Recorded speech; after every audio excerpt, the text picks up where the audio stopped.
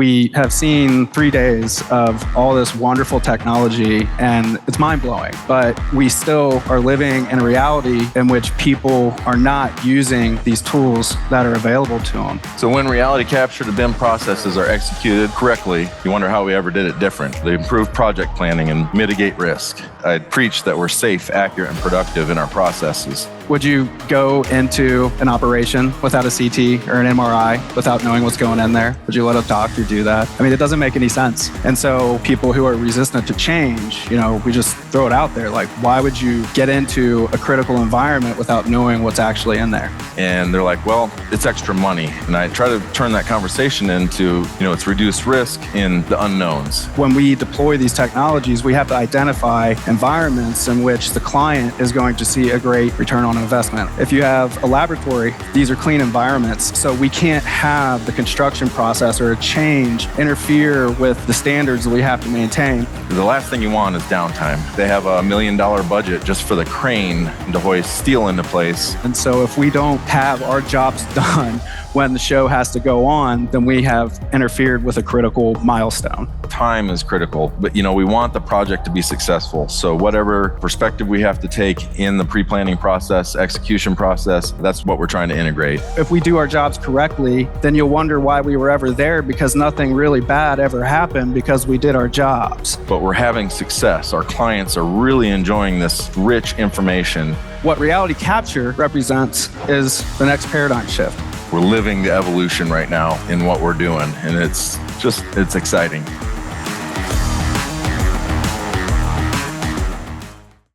Happy to be here. A lot of excitement. Been researching reality capture for a long time and have been really anxious to integrate it into our workflows. And we'll talk about who we are beyond just two separate companies. Helping to highlight the N in RCN, the networking, the local networks, the potential resources that you can create with groups like this. And it's exciting. So luckily we're professional speakers and we just do the reality capture on the side, or jokes aside, but it's exciting to be here. Who we are, we'll touch on how our collaboration is creating success in our local market. We're two local companies out of the Great Lakes, Cincinnati, Dayton, Columbus, Ohio region, and got some great teams that we're finding success with. And pushing a lot of the elements with the technology that is being integrated. I like to think that we're living the evolution right now in what we're doing, and it's exciting. I've been hungry for it for a long time and finally getting some results. So this is my group, the AIM team with our cool trucks and all the surveying equipment that it takes to keep the alignment, stay accurate, and know the ins and outs of the workflows. Try to integrate as much as we can. I like to think we're kind of like IT, but TI, the technology integrators for plug and play groups, or the Ghostbusters of layout is kind of the joke term, but. And then Aaron. I'm Aaron Johnson. Back in 2014, finished my master's in carbon nanotube heat research, and found out that there was not a robust job environment. And my old man up there with the walleye in his hand, local 162, plumber, pipe fitter, project manager, saw that BIM and VDC was a big need. And I was like, okay, there's an opportunity in life. And so I went through it, got my team there in the trolley. Very small team, and so now my father is retired, and he's joined our team as a project manager and an estimator, and it's been full circle. And so I learned the piping trades and the sheet metal trades from him. And once we started, we just never stopped until we met Mark.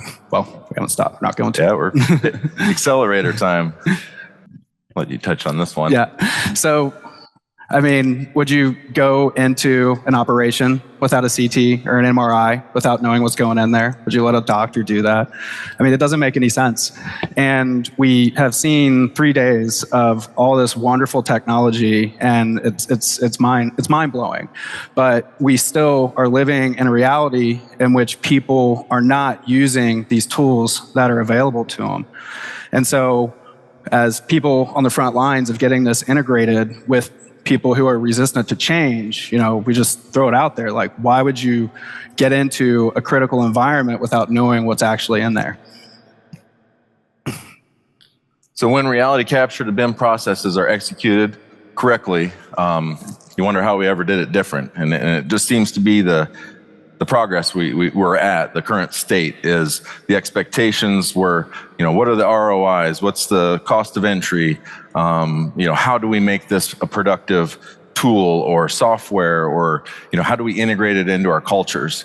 And we're past that point, and now the expectations keep rising. And how did we do it before? I like to kind of not think too far back, but have that reality of how we got to our best practices in the process.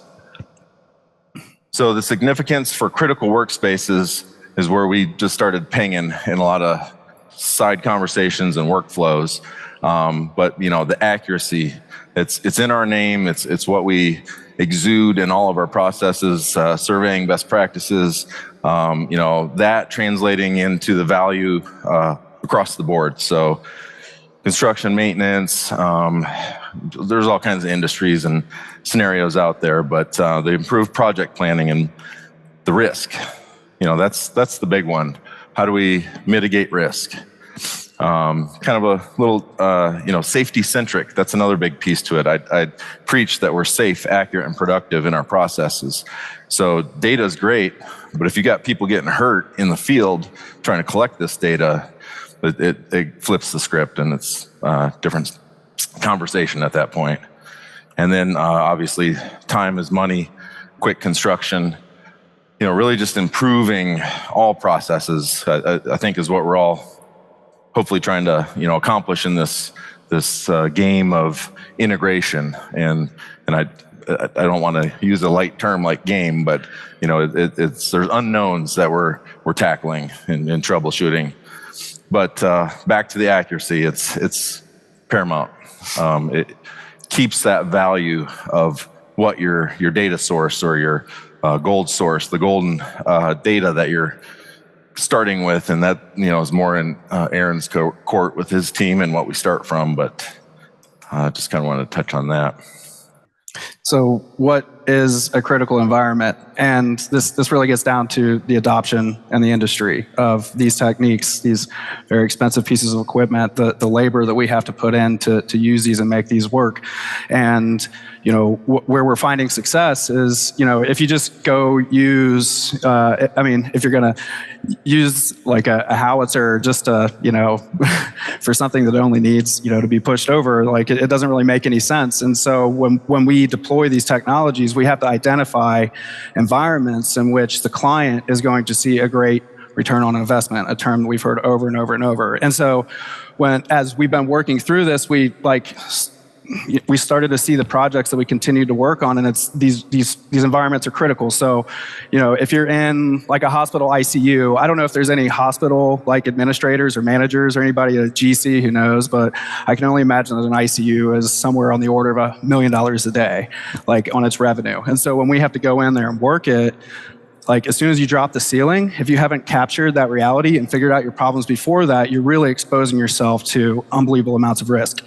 If you have a laboratory, for example, these are clean environments, so we can't have the construction process or a change interfere with the standards that we have to maintain. Abbott Labs, for example, had a contamination of their food, and so I know that my brother is a foreman in Local 162 back in Dayton, and they get anywhere from 3 to 5 hours of actual useful time when they go into a clean environment.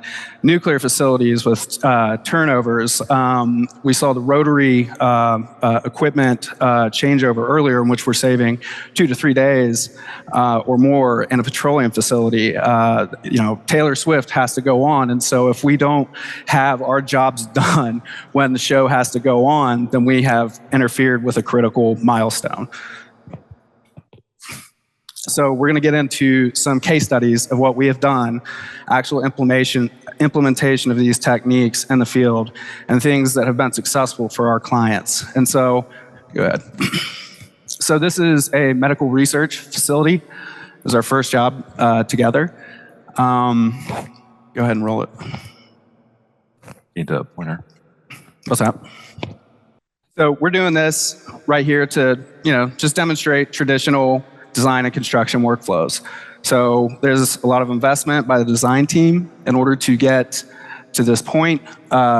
This is a post-tension slab deck, and our MEP coordination team spent a lot of time in order to figure out where all these deck inserts are, because we can't actually be going in after the fact and drilling into that environment. We can, but it's not going to be very successful for us.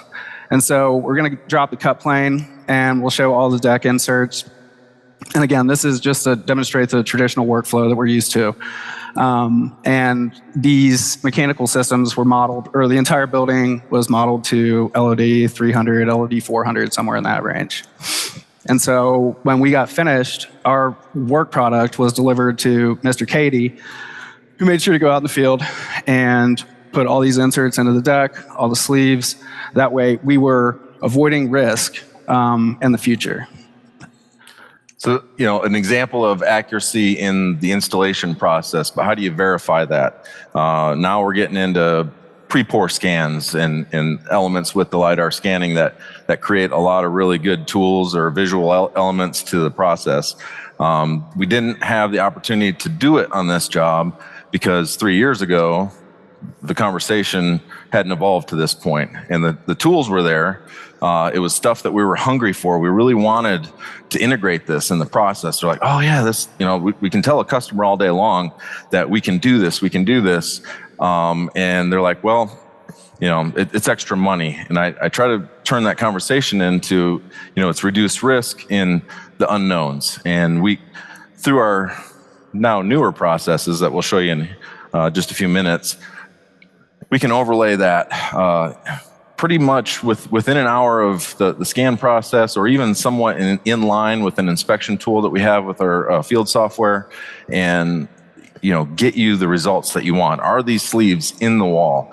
Are all the hangers hitting where they need to? Do we have overlap? Do we have shift in where one contractor's using their total station tied to different control points versus this? And there are a lot of other conversations that will help the process as far as shared coordinates and everybody using that as kind of the gold source to make sure that the digital twin, that all this, there's tons of resources that get a job to this stage. And, I've worked with BIM departments, and so I value it highly in the field processes, and, we get good results for it.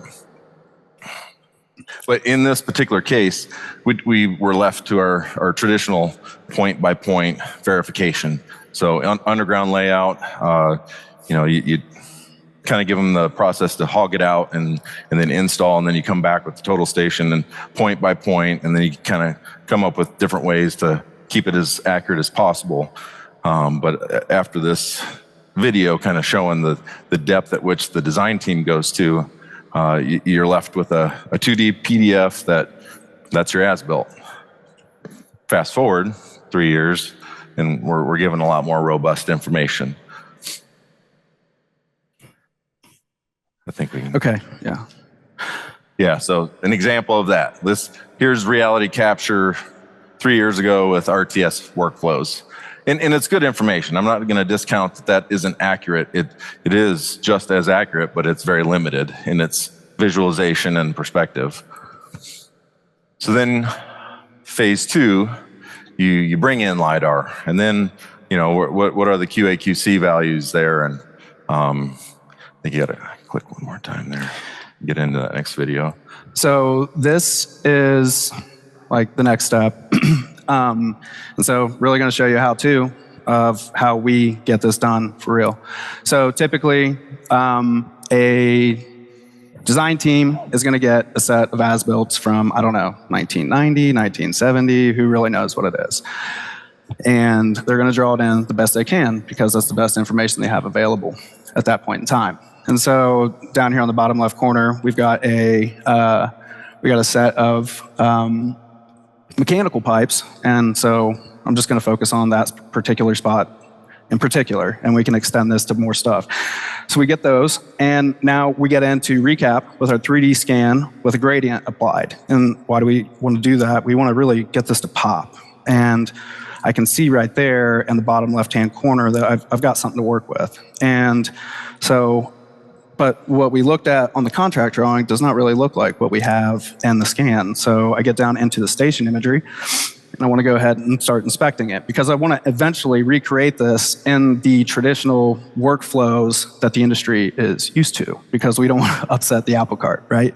So we get through the station imagery, and now we look above the ceiling. We find that part of the point cloud where we're working, and we're going to inspect it. And now I know that that is the heating water supply, and that is the heating water return at that location, and it does differ from what the design team had expected. So we're going to go back, double check some stuff, make sure we got the original size right, and then we're going to get into Revit, and I'm going to look at it again, double check, we can see all the good stuff, and I'm going to get into Revit. I have a decimated point cloud here, and we don't want to work with a 30 gig 3D scan. We want to get it down to 5 gigs. Conventional hardware in your office can handle that. And so what I'm doing here is I see my pipes. I know they're heating water pipes, and I see my ghosts, right? And I call them ghosts. I'm just recreating the ghost. This is the worst pipe I've ever drawn. I left it here, just leave it. But now I have a 2-inch, I don't know, that looks like a 2-inch ProPress copper insulated heating water supply line. We now have BIM from a scan. And this is Broadway the hard way, but sometimes that's the only way to do it. And so now I'm recreating it. Take forever to get to my section. I find that the pipe is down at 0. I bring it back up. We can see the hangers here. We know that this stuff exists, but we don't need to win everything. We just need to win enough to make it work for the facility and for the client. And then here's the finished product. I have recreated my reality, and now I've got a couple different views here in Revit of different overlays of my scans, and we can go ahead and move over to Navisworks. And so now that we have reality recreated in Revit in our kind of standard communication environment, now we go into Navisworks, and a BIM guy doesn't know the difference. Your regular CAD guy that you communicate with on a regular day, and we have that. So this is the scan to mesh, or this is the mesh scan. I went ahead and took the entire facility and I ran it through point views, and I just want to show you what it looks like. So this is an above ceiling scan. This is really great.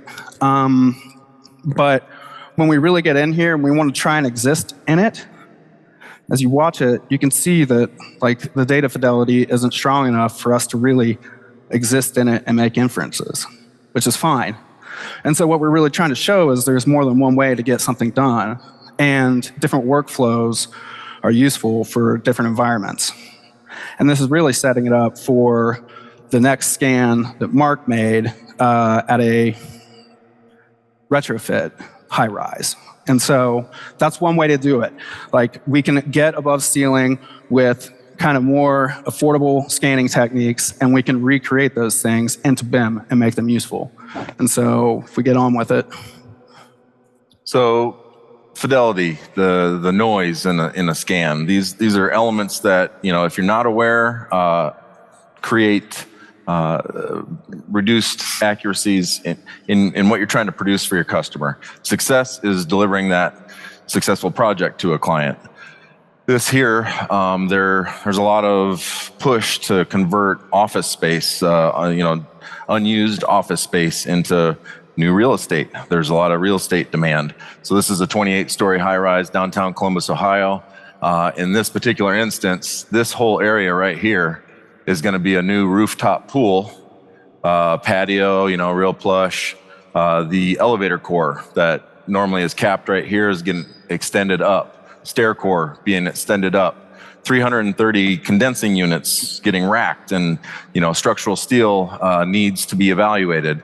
There's multiple trades, and we consider this kind of a critical workspace, not only for timeline, but then once these prefabricated systems start getting designed and delivered and installed, The last thing you want is downtime. I mean, it's one issue or another, but they have a $1 million budget just for the crane, for a 30-story crane to hoist steel into place. And any time in that situation, if a beam doesn't just slip right in the slot, you're going to run into some really expensive issues and liquidated damages. Forbid that. And how do you know what that beam is supposed to look like from an as-built drawing, especially when you can't access what actually existed up there before and evaluate for accessibility? So the ask was, give us as much as you can, all surfaces of MEPF systems, hanger detail, labels, equipment labels, really dive into it and give us what you can so that it answers all the questions for the team designing in Los Angeles or New York or, right at home. So we strip it down, and this is a mesh point cloud. This is lower settings on the scanner, but a lot of stations, or what I call perspectives. We take into account in our process that the designer that's using this information, I'm trying to answer as many questions as I can for him in the scan process.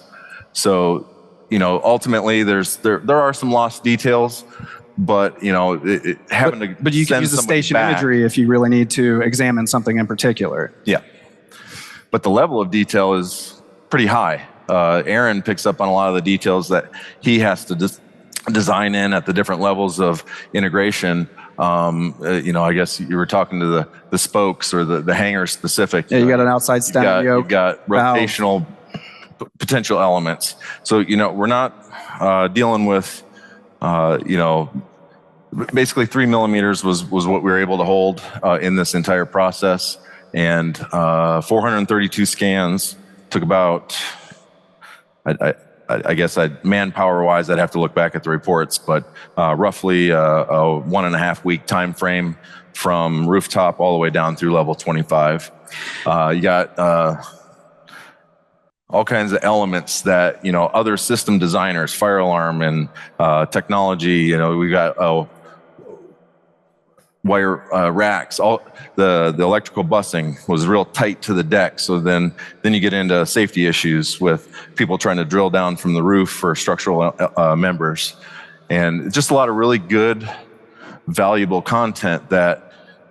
Recreating this with photos, and we're kind of touching on a lot of stuff that's been discussed all week long, but we're having success. Our clients are really enjoying this just rich information, and Aaron, as a partner in this process, can answer a ton of questions. And this landing here is a great example. So we get to this spot right here, and we see like a storm drain from the roof, and we can tell that that's hub and spigot pipe. Like, what kind of pipe is it? Like, it's very important. We see the electrical gear, we see a switch right beside it. So you can be in it, you can feel it. We can see like the rungs on the ladder up there. It's just. And no shutdowns in this process. I mean, there was equipment that was commissioned for demo. So I will admit that, not everything was running, but we took the steps that it was necessary to maintain accuracy and have very limited impact. And that's the case for any of these critical workspaces is, lab spaces. They don't have to shut the lab down. I mean, we've been gowned head to toe and cleaned every little nut and bolt on our equipment to come in and very carefully isolate, above ceiling scans. This is a little different environment, but it's producing good results. So if we move on to the next one, this is the pool area. Yeah, so pool area, I think you got to click it one more time for the video. Yeah. But, the light stand, if you notice that. So lighting, to me, again, perspective. Each of the scan stations, a lot of software calls them that. I call them a perspective point. So we're getting as close to a 360 orb as possible, but the detail that was needed for tying into this existing structural steel, and they found out one of the walls was different than the Revit model from the original design plan. So, right. Elements like that are really going to make a difference a year from now that you wouldn't have potentially known with rougher measurements. But this is an area that we ramped up our density of the point cloud due to the fact that the steel, which it's not quite focused on right now, that I guess a good example of what conditions you're working with in the field, but the level of detail. And again, this is not photos. This is a mesh model. Yeah, and it's important to emphasize that it's a mesh model because point cloud data is so large, and we need to allow people to work with it more easily. Like, you know, it's much easier to work with a 100 megabyte file than it is to work with like a 2 gig file, like especially with conventional hardware. And so it's just much easier to work with this. So you kind of touched a little bit on bolt patterns. You know, obviously, I think we've seen examples between photogrammetry that it has measurable capabilities. There's a lot of options. We like to think that, you know, we're choosing the right tool for the project and the need for the customer, and adapting it maybe condition-wise with supplemental lighting, so that you don't get like some of the shadowing and on critical elements from each of the different perspectives. So we'll move on to... We had a lot of success with that. Oh, sorry, Mark. No, very good. So we'll move on to like the level below. And so, all right, again, it's an existing facility. Did I get it to play? Okay. Rory, you can go ahead and speed up through this. But typically, you know, you get your design drawing, steel fabrication is pretty good, right? But what we have right here is the steel fabricator's model in there, and we can see we have MEP elements that are banging through steel. I mean, it's frustrating, you know, but once we get up in here, and so that's sheet metal running down through here. So let's get the mesh steel layer turned on. So we meshed this one, and then we handed it over to the BIM team, and they're like, "This is way too big. You're driving me crazy." And so I go into recap. I cut my limit box, and I get only the area that's necessary to scan or to mesh. Yeah, we had studs. They had interior. The new floor plan studs in place, and it was too much information. So there's a balance there on what you integrate. You know, it's got to be team specific, project specific.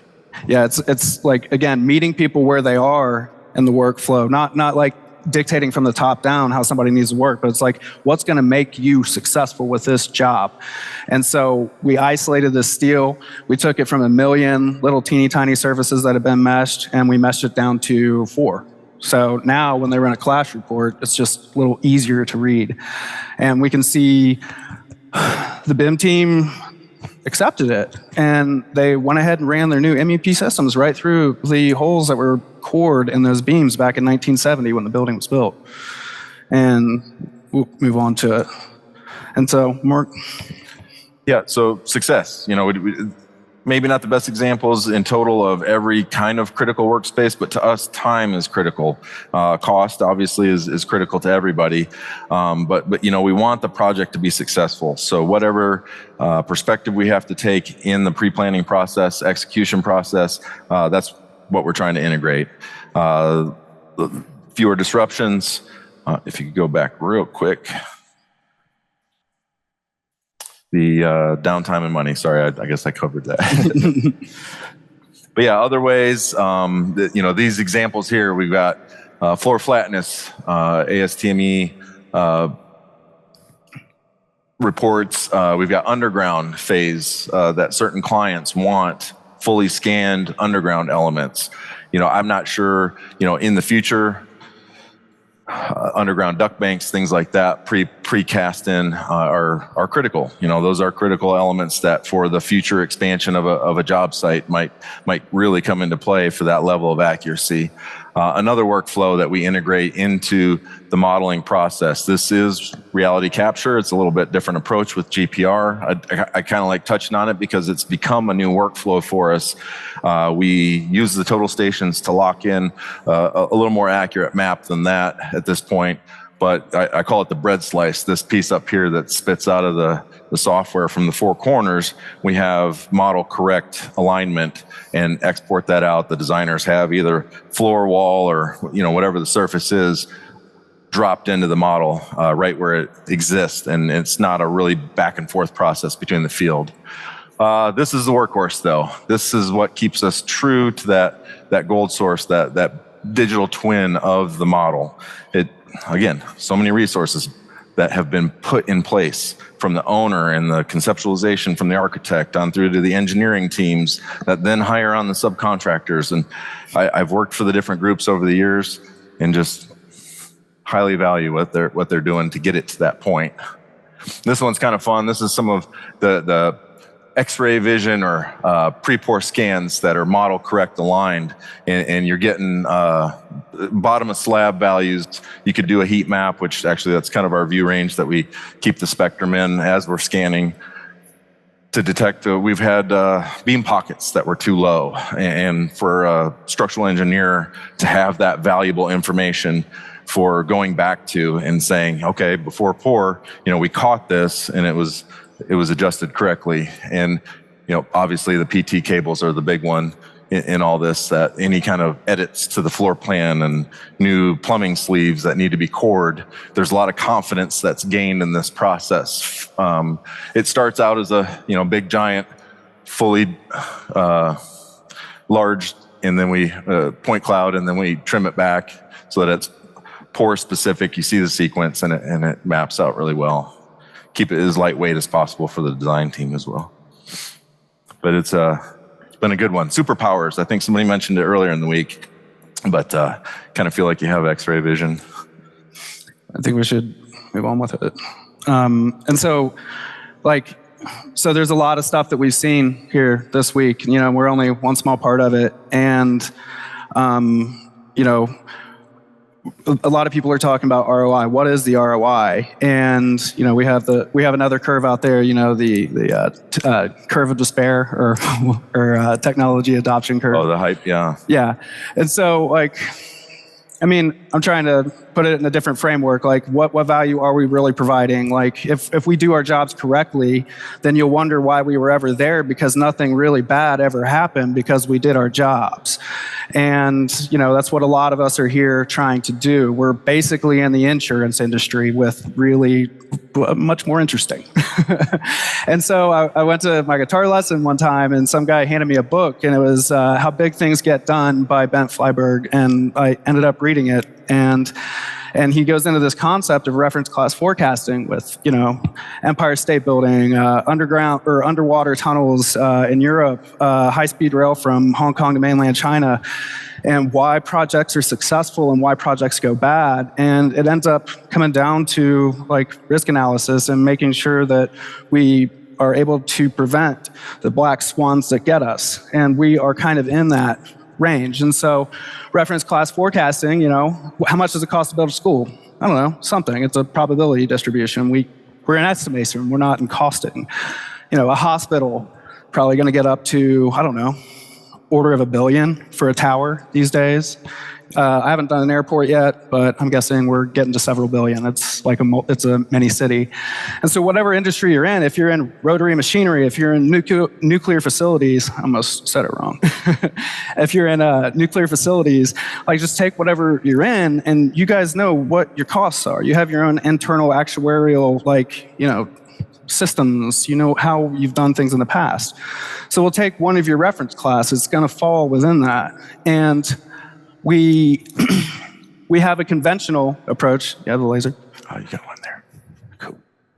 You have a conventional approach, and this is, I don't know, let's take a mechanical room. Back in the day, when my dad was a foreman, piping up a room, they would give him a stack of drawings and a binder of submittals and say, figure it out, man. And it's going to cost so much to do that. But now we move into VDC, precision layout, and we're changing the paradigm. We're getting rid of things that we know we can avoid. If I go back, unpredictable risks are Texas power failure. It goes down. Now the cost of PVC fittings goes through the roof because the resin plants all got frozen. Weather, the hurricane hit you, COVID, lumber spike for a whole host of reasons, broken concrete plant, we've had all these happen. And within the conventional process, at least in my example, you have design error, you have installation error, sorry, messed that one up, and you have uncaptured reality. So we're still fighting in our world to make this curve a reality. We're taking conventional processes which are still currently being done every day. And we're trying to get people to buy into our VDC layout, prefab processes. And what reality capture represents is the next paradigm shift. And we are getting rid of one other predictable risk that we can avoid. And it goes back to the Homer Simpson slide. Like, why would you go into an operation if you don't actually get your scan? It just doesn't make any sense.